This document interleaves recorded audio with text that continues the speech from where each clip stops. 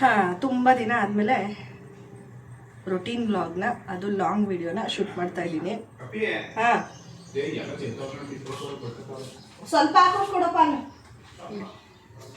ಏನು ಮಾಡಿದ್ಲು ಅಂತ ಅದನ್ನು ನೆಕ್ಸ್ಟ್ ಈ ಕ್ಲಿಪ್ಪಿಂಗ್ ಆದಮೇಲೆ ಆ್ಯಡ್ ಮಾಡ್ತೀನಿ ನೋಡಿ. ಫುಲ್ ತರಲೆ, ಸಿಕ್ಕಾಬಟ್ಟೆ ತರಲೆ ಆಗ್ಬಿಟ್ಟಿದ್ದಾಳೆ. ಇವಾಗ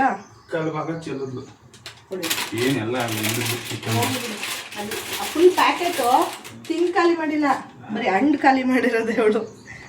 ಇವಾಗ ಟೈಮ್ ಬಂದು 9 ಗಂಟೆ ಕರೆಕ್ಟಾಗಿ. ನನ್ನ ತಮ್ಮ ನೆನ್ನೆನೇ ಬಂದಿದ್ದಾನೆ. ಚಿತ್ರಾನ್ನ ಮಾಡೋಣ ಅಂತ ಮಾಡ್ತಾಯಿದ್ದೀನಿ. ರೈಸ್ ರೆಡಿಯಾಗಿದೆ, ಆಗ್ತಾಯಿದೆ, ಇನ್ನು ಕ್ಲೈಮ್ಯಾಕ್ಸಲ್ಲಿದೆ. ಹಾಗೆ ವ್ಲಾಗ್ ಮಾಡೋಣ ಅಂತ ಸ್ಟಾರ್ಟ್ ಮಾಡಿದೆ. ತುಂಬ ದಿನ ಆಗ್ಬಿಟ್ಟಿದೆ ಎಲ್ಲ, ನಂಗೆ ಏನೋ ಒಂಥರ ಅನಿಸ್ತಿದೆ. ಸ್ವಲ್ಪ ವಾಯ್ಸ್ ಚೇಂಜ್ ಆಗಿದೆ, ನನಗೆ ಹುಷಾರಿಲ್ಲ, ಹೇಳಿದ್ದೆ ಅಲ್ವಾ. ಏನಂದರೆ ಏನಿಲ್ಲ, ರೂಟ್ ಕೆನಾಲು ಮತ್ತು ಕ್ಯಾಪ್ ಹಾಕ್ಸೋದು ಇದೆಲ್ಲ ಮಾಡಿಸ್ತಿರೋದ್ರಿಂದ ಅದು ಅನಸ್ತೇಶಿ ಎಲ್ಲ ಕೊಟ್ಟು ಟ್ಯಾಬ್ಲೆಟ್ಸ್ ಎಲ್ಲ ತೊಗೊಂಡೋದು ಏನೋ ಚಳಿ ಥರ ಆಗ್ತಿತ್ತು ನನಗೆ. ಹೆಂಗೆಂಗೋ ಅದು ಹೇಳೋಕ್ಕಾಗಲ್ಲ ಆ ಥರ. ಅದಕ್ಕೆ ನನಗೆ ವಿಡಿಯೋ ಮಾಡೋಕ್ಕಾಗಿಲ್ಲ. ಹಂಗೂ ನೆನ್ನೆ ಅದು ಹೊಸ ಮನೆ ಹತ್ರ ಹೋಗ್ಬಿಟ್ಟು ಸ್ವಲ್ಪ ವಿಡಿಯೋ ಶೂಟ್ ಮಾಡಿದ್ದೀನಿ, ಅದೇ ಸ್ವಲ್ಪ ಎಡಿಟ್ ಮಾಡಿದ್ದೀನಿ. ಮೇ ಬಿ ಇದಕ್ಕೆ ಮುಂಚೆ ಅದು ಬಂದಿರುತ್ತೆ ಅಂತ ಅನ್ಕೋತೀನಿ, ಈ ವಿಡಿಯೋಗೆ ಮುಂಚೆ. ಇವಾಗ ರಾತ್ರಿ ಎಡಿಟ್ ಮಾಡೋಣ ಅಂತ ಅಂದ್ಕೊಂಡೆ, ಸ್ವಲ್ಪ ಮಾಡಿದೆ. ವಾಯ್ಸ್ ಓವರ್ ಏನೂ ಕೊಟ್ಟಿಲ್ಲ. ಅದಕ್ಕೆ ವಾಯ್ಸ್ ಓವರ್ ಕೊಡೋದೇ ಒಂದು ದೊಡ್ಡ ಇದು ಕಷ್ಟದ ಕೆಲಸ. ಯಾಕೆಂದರೆ ಇವಳು ಗಲಾಟೆ ಮಾಡ್ತಿರ್ತಾಳೆ, ಆಮೇಲೆ ನನಗೆ ಯಾರಾದರೂ ಇದ್ದರೆ ಕಂಫರ್ಟ್ ಅನಿಸಲ್ಲ ನನಗೆ ವಾಯ್ಸ್ ಓವರ್ ಕೊಡೋಕ್ಕೆ. ನಾನು ಒಬ್ಬಳೇ ಇರಬೇಕು, ಪಾಪು ಮಲಗಿರಬೇಕು, ಒಬ್ಬಳೇ ಇದ್ದರೆ ನನಗೆ ವಾಯ್ಸ್ ಓವರ್ ಕೊಡೋಕ್ಕೆ ಇಷ್ಟ ಆಗೋದು, ಕಂಫರ್ಟ್ ಅನ್ಸೋದು. ಅದಕ್ಕೆ ಇವಾಗ ಅದಕ್ಕೆ ಅರ್ಜೆಂಟ್ ಏನಿಲ್ಲ, ಆರಾಮಾಗೇ ಚಿತ್ರಾನ್ನ ಮಾಡಬೇಕು ಅನಿಸ್ತು, ಅದಕ್ಕೆ ಮಾಡ್ತಾಯಿದ್ದೀನಿ. ಜಾಸ್ತಿ ಕೊತ್ತಂಬರಿ ಸೊಪ್ಪು ಹಾಕ್ಬಿಟ್ಟು ಮಾಡಿದ್ರೆ ಸಖತ್ತಾಗಿರುತ್ತೆ. ಸೊಪ್ಪಿಂದು ರೇಟೆಲ್ಲ ಸ್ವಲ್ಪ ಕಡಿಮೆ ಇತ್ತಲ್ಲ, ಜಾಸ್ತಿ ತಂದಿದ್ವಿ. ಅದಕ್ಕೇ ಸಿಂಪಲ್ ಚಿತ್ರಾನ್ನ, ಜಾಸ್ತಿ ಏನು ಇಂಗ್ರೀಡಿಯೆಂಟ್ಸ್ ಬೇಡ ಇದಕ್ಕೆ. ಪಟ ಅಂತ ಮಾಡ್ತೀನಿ. ಬನ್ನಿ ಹೇಗೋಗುತ್ತೆ ಇವತ್ತಿನ ವ್ಲಾಗ್ ನೋಡೋಣ. ಈಗ ಪಾಪುದು ಸ್ವಲ್ಪ ಒಂದೆರಡು ಕ್ಲಿಪ್ಪಿಂಗ್ಸ್ ಶೂಟ್ ಮಾಡಿದ್ದೆ, ಅದನ್ನು. ತಿಂಡಿ ಕಳ್ಳಿ ಎಲ್ಲ ಚೆಲ್ಲಿದ್ರೆ ಏಟು. ಯಾವ್ದು ಬೇಕು ಅಂತ ತಗೋ. ಬಟ್ಲಿಗೆ ಹಾಕೊಡ್ಲಾ? ಯಾವುದು? ಈಗ ಇಟ್ಕೊಂಡಿರೋದು ಬೇಕಾ? ಬೇರೆದು ಯಾವುದು ಬೇಡವಾ? ಎತ್ತಿಡು ಹಂಗಾದ್ರೆ. ಬೇರೆದೆಲ್ಲ ಎತ್ತಿಟ್ಬಿಡು. ಅದು ಎತ್ತಿಡಲ್ವಾ? ಹಾಂ, ಅದ್ರೊಳಗಡೆಗೆ ಹಾಕೋದನ್ನ. ಗುಡ್. ಬಟ್ಲು ತಗೋ. ಸ್ವಲ್ಪ ಹಾಕೋಬೇಕು. ಹತ್ತು.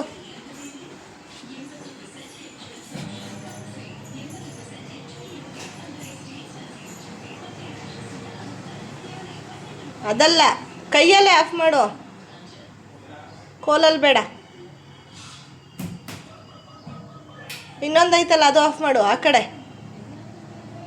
ಅದಲ್ಲ, ಹಾಂ ಅದು ಗುಡ್.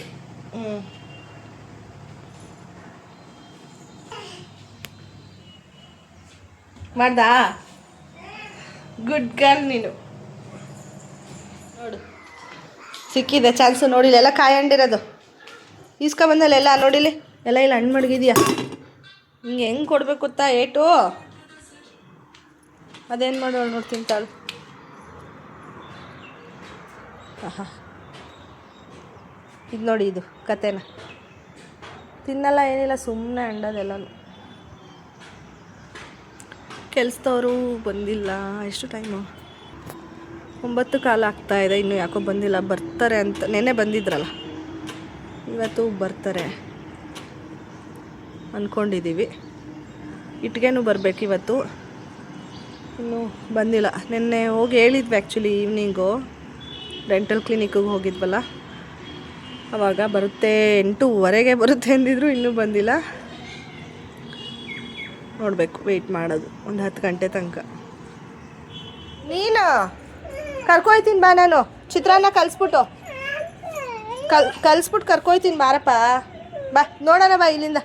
ಇಟ್ಕೆ ಬಂತು ನೋಡೋಣ, ಬಾ ಇಲ್ಲಿ ಇಟ್ಕೆ ಬಂತು. ಅಲ್ಲಿ ಎಲ್ಲಿ ಜೋಡಿಸ್ಬೇಕು ಅಂತ ಹೇಳ್ಬಿಟ್ಟು ಬರ್ತಾನೆ ಮಾಮ. ಇರು ಅಲ್ಲಿ ನೋಡಲಿ. ಓ, ಕೆಲ್ಸದವರು ಬಂದರು ಮಗನೇ. ಅಲ್ಲಿ ನೋಡಲಿ ಬಂದರು. ಅಲ್ಲಿ ನೋಡು, ಕಾಣಿಸ್ತೈತಾ? ನೋಡು, ಗಾಡೀಲಿ ಬರ್ತಾರೆ ನೋಡಲಿ.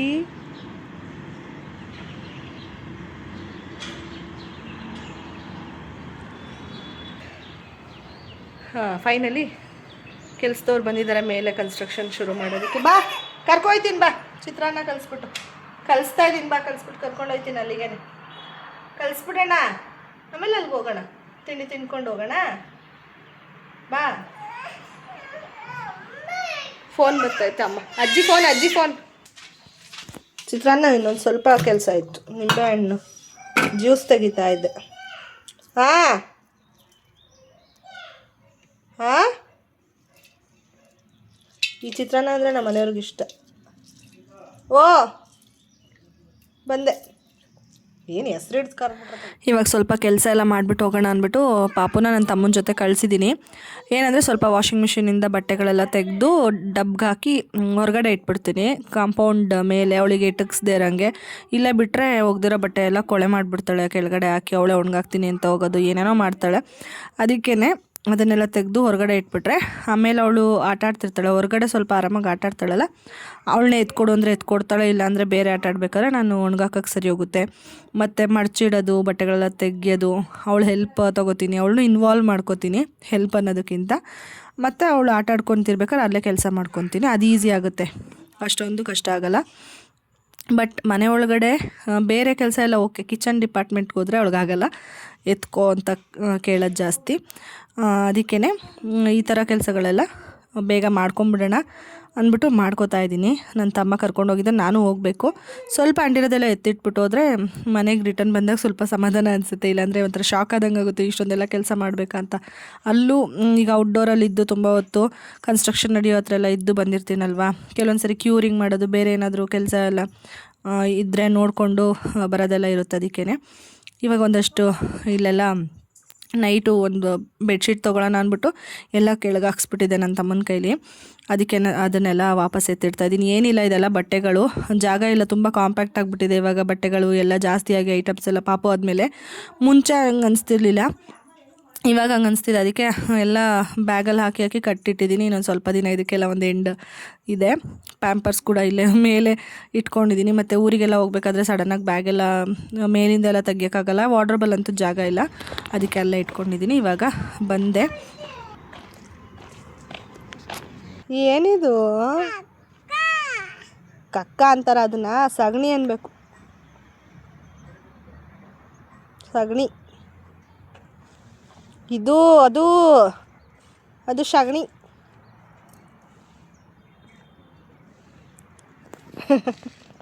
ಹೆಂಗಿದೆಯಾ ಗೊತ್ತಾ, ಪ್ಯಾಂಟ್ ಚೆನ್ನಾಗಿಲ್ಲ ನಿಂದು. ಎದುರಿಸ್ ನೋಡಲ್ಲಿ ಈ ಆಗ್ತಾವ್ರ ಮೇಲೆ.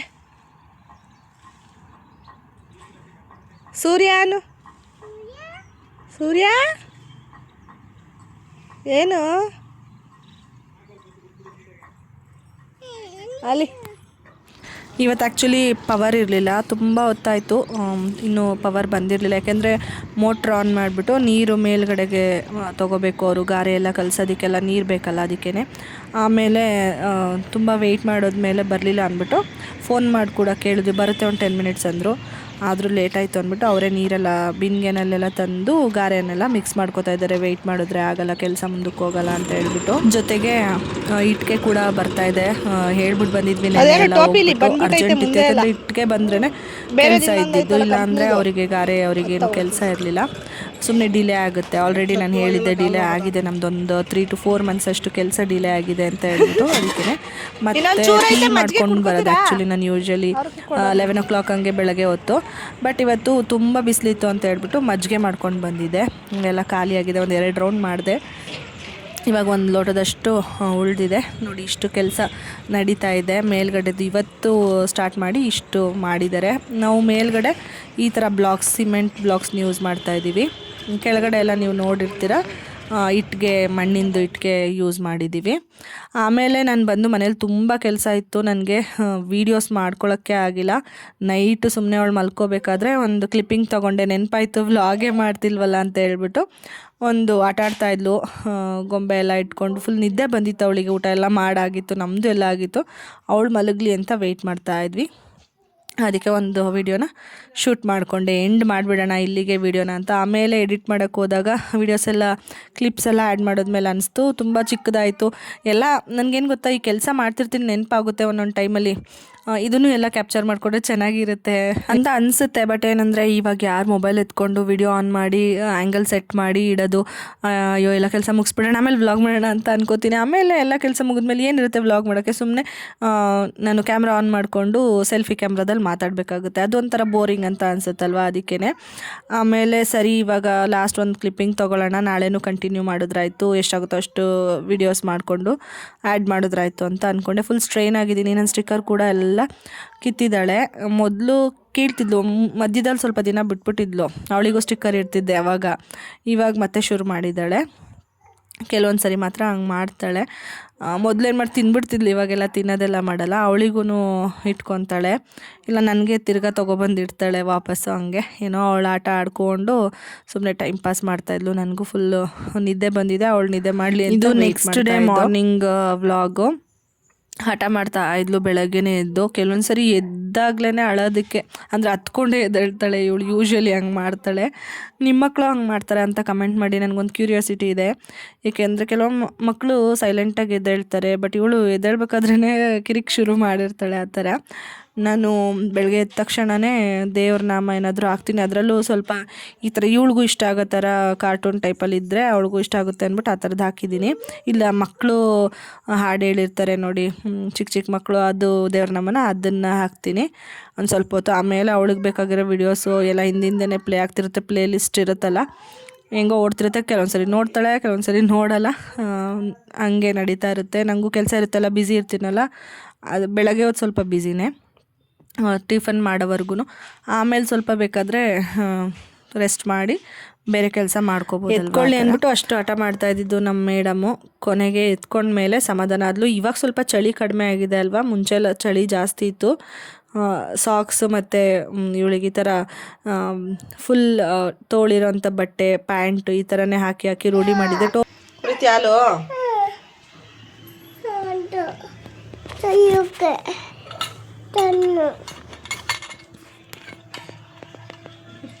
ಆವಾಗಲೇ ಕುಡಿದಿಲ್ಲ, ಈಗ ಕುಡಿತದೆ. ಕುತ್ಕೊಂಡು ಕುಡಿಯೋ ಇಲ್ಲಿ ಕುಚಿ. ಹೆಂಗಿದೆ ನೋಡು, ಗುಂಗ್ರಮ ಗುಂಗ್ರಮ.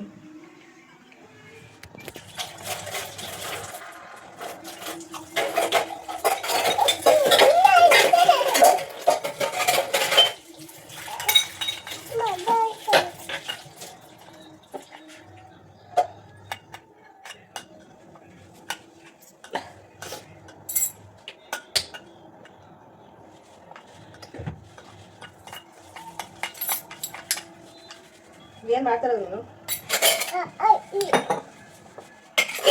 ಎಷ್ಟು ಕೆ ಜಿ ಇದೆಯಪ್ಪ ನೀನು? ರಶ್ಮಿ 90 kg ಕುತ್ಕೊಂಡಲ್ಲ ಹಾಲು.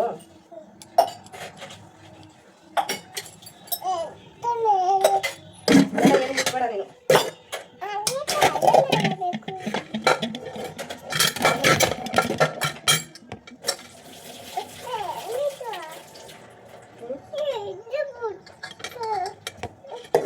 ಮುಟ್ಬೇಡ ಪಪ್ಪು, ಕೆಳಗಡೆ ಕುತ್ಕೊಂಡು ಮಾಡ್ಬಾ ಅಲ್ಲ ಸರ್.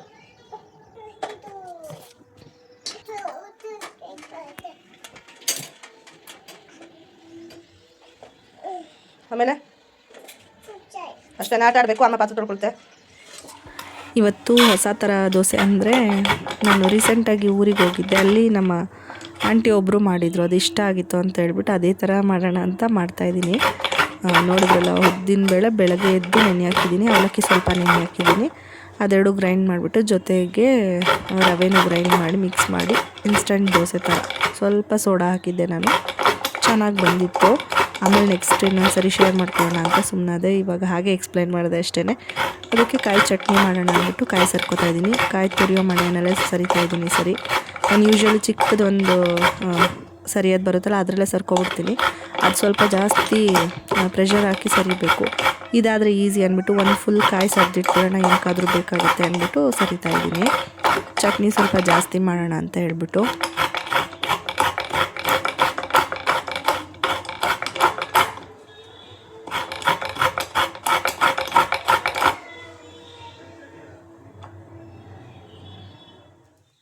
ಇವಾಗ ದೋಸೆ ಮತ್ತು ಚಟ್ನಿ ಎರಡೂ ರೆಡಿ ಆಗಿದೆ. ದೋಸೆ ಹಾಕ್ತಾಯಿದ್ದೀನಿ.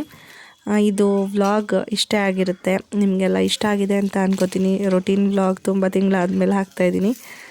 ಇಷ್ಟ ಆಗಿದ್ದರೆ ಲೈಕ್ ಮಾಡೋದನ್ನು ಮರಿಬೇಡಿ. ಮತ್ತು ಸಬ್ಸ್ಕ್ರೈಬ್ ಮಾಡ್ಕೊಳ್ಳಿ ನನ್ನ ಚಾನಲ್ನ. ಯಾರಿನ್ನೂ ಸಬ್ಸ್ಕ್ರೈಬ್ ಮಾಡ್ಕೊಂಡಿಲ್ಲ ಅವರು.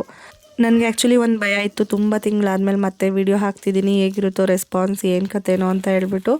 ಬಟ್ ಓಕೆ, ನನಗೆ ಡಿಸಪಾಯಿಂಟ್ ಅಂತೂ ಆಗಿಲ್ಲ. ಸ್ಟಾರ್ಟಿಂಗ್ ಸ್ವಲ್ಪ ಅನಿಸಿದ್ರು ಆಮೇಲೆ ನಾನು ನಾರ್ಮಲಿ ಹೇಗೆ ಅನಿಸ್ತಿತ್ತು ವಿಡಿಯೋಸ್ ಅಪ್ಲೋಡ್ ಮಾಡಿದಾಗ ಅದೇ ಥರನೇ ಇದೆ. ಇನ್ನೂ ಸ್ವಲ್ಪ ಜಾಸ್ತಿ ಸಪೋರ್ಟ್ ಬೇಕು ನಿಮ್ಮ ಕಡೆಯಿಂದ. ಹಾಗಾಗಿ ಸಬ್ಸ್ಕ್ರೈಬ್ ಮಾಡ್ಕೊಂಡು ಸಪೋರ್ಟ್ ಮಾಡಿ. ಇನ್ಸ್ಟಾದಲ್ಲೂ ನಾನು ತುಂಬ ಆ್ಯಕ್ಟಿವ್ ಇದ್ದೀನಿ. ಈ ಸರಿ ಕಮ್ ಬ್ಯಾಕ್ ಮಾಡಿದಾಗಿಂದ ಅಲ್ಲೂ ನೀವು ಫಾಲೋ ಮಾಡ್ಬೋದು ನನ್ನನ್ನು. ಲಿಂಕ್ ಡಿಸ್ಕ್ರಿಪ್ಷನ್ ಬಾಕ್ಸಲ್ಲಿ ಕೊಟ್ಟಿರ್ತೀನಿ ಇನ್ಸ್ಟಾಗ್ರಾಮ್ದು, ಚೆಕ್ ಮಾಡಿ. ಅಲ್ಲೂ ಕೂಡ ಮಿನಿ ವ್ಲಾಗ್ಸ್ ಎಲ್ಲ ಶೇರ್ ಮಾಡ್ತಾ ಇರ್ತೀನಿ. ಮತ್ತು ನಾನು ನೆಕ್ಸ್ಟ್ ವ್ಲಾಗಲ್ಲಿ ಸಿಗ್ತೀನಿ. ನೋಡಿ, ಇಲ್ಲಿ ಇನ್ನೂ ಇಷ್ಟೊಂದು ಕೆಲಸ ಬಿದ್ದಿದೆ. ಇದು ಮುಗ್ಗೆಲ್ಲ ಮಕ್ಕಳಿರೋ ಮನೆಯಲ್ಲಿ, ಬಟ್ ಏನೂ ಮಾಡೋಕ್ಕಾಗಲ್ಲ. ಎಳ್ಳು ಬೆಲ್ಲ ಅದಕ್ಕೆಲ್ಲನೂ ಬೆಲ್ಲ ಮತ್ತು ಕೊಬ್ಬರಿನೂ ರೆಡಿ ಮಾಡಿಟ್ಟಿದ್ದೀನಿ. ಅದು ಎಲ್ಲ ತಯಾರಿ ಮಾಡಬೇಕು. ಅಪ್ಪ ಅಮ್ಮ ಬರ್ತಿದ್ದಾರೆ, ಆವಾಗ ಮಾಡ್ಕೊಳ್ಳೋಣ ಅಂತ ಹೇಳ್ಬಿಟ್ಟು ಎಲ್ಲ ಇಟ್ಟಿದ್ದೀನಿ. ಸ್ವಲ್ಪ ಐಟಮ್ಸ್ ಎಲ್ಲ ತರಕ್ಕೆ ಹೇಳಿದೆ ಅವರಿಗೇನೆ ಅಲ್ಲಿಂದ. ಹಾಗಾಗಿ ಅದೆಲ್ಲ ತಂದ ಮೇಲೆ ರೆಡಿ ಮಾಡ್ಕೋಬೇಕು. ಓಕೆ ಫ್ರೆಂಡ್ಸ್, ಸಬ್ಸ್ಕ್ರೈಬ್ ಮಾಡ್ಕೊಳ್ಳೋದು ಮರಿಬೇಡಿ, ಲೈಕ್ ಮಾಡೋದಂತೂ ಮರಿಲೇಬೇಡಿ ವಿಡಿಯೋ ಇಷ್ಟ ಆಗಿದ್ರೆ. ಮತ್ತು ನೆಕ್ಸ್ಟ್ ವ್ಲಾಗಲ್ಲಿ ಸಿಗ್ತೀನಿ. ಅಲ್ಲಿವರೆಗೂ ಟೇಕ್ ಕೇರ್, ಬಾಯ್.